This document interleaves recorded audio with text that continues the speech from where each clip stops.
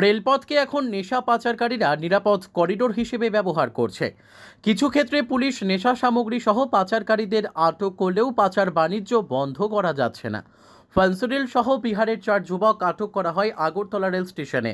রবিবার বিকেলে জিআরপি এবং আরপিএফ মিলে আগরতলা রেল স্টেশন থেকে নেশা সামগ্রী পাচারকারীদের একটি দলকে গ্রেপ্তার করে।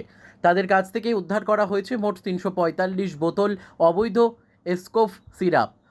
তারা এইগুলি রেলে করে আগরতলা নিয়ে এসেছিল।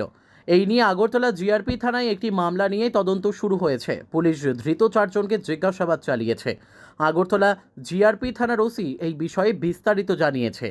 গতকালকেই আমাদের কাছে প্রায় 8টার দিকে একটা খবর আসে যে 4 জন লোক সম্ভবত নার্কোটিক্স ফেনসিডিল বা স্কোপ নিয়ে আসতে পারে এবং সোর্সে ওই খবরটা খুবই সলিড। তারপর আরপিএফ আমরা জিআরপি মিলে আমরা 2 নম্বর প্ল্যাটফর্মে, যেটা কমলাবতী এক্সপ্রেস বিহার থেকে আসে, যেটা বিহার হয়ে, তো এটাতে আমরা অ্যাম্বুশ পাতি বিভিন্ন জায়গাতে সাদা পোশাকে।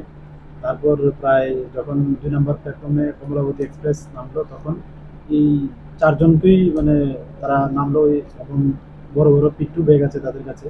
তো এই দেখে আমাদের সন্দেহ হয় যে হয়তো তারাই হতে পারে এবং কন্ট্রাব্যান্ড থাকতে পারে। তো যথারীতি আমরা প্রিলিমিনারি জিজ্ঞাসাবাদ করে এবং একটা সার্চ করে দেখলাম যে হ্যাঁ, ওটার মধ্যে স্কোপ আছে। তারপর যথারীতি আমাদের হাই অথরিটিকে খবর দিয়ে ওনারাও আসে, ওনাদের সামনে ওদেরকে সার্চ করা হয় এবং সার্চ করে আমরা 345 বোতল স্কোপ সিরাপ উদ্ধার করি, যার বডি পিন প্রায় 200 টাকা এবং যা মানে বাজার যে নেশার দ্রব্য হিসেবে যে বিক্রি করে প্রায় 500 টাকা করে। তো এই হিসাবে তার বাজার মূল্য প্রায় 1,72,500 টাকার মতো দাঁড়ায়। তো তারপর আমরা ওদেরকে অ্যারেস্ট করি এবং আমাদের জিআরপি থানাতে একটা স্পেসিফিক মামলা নেই। তো আজকে তাদের কোর্টে ফরওয়ার্ড করা হচ্ছে এবং পুলিশ রিমান্ড চেয়ে। তো এটা কোনখান থেকে এসেছে এবং কোনখানে এই মালগুলা যাবে, আমরা এগুলা অবশ্যই খতিয়ে দেখছি। Bureau report, news daily Bharat.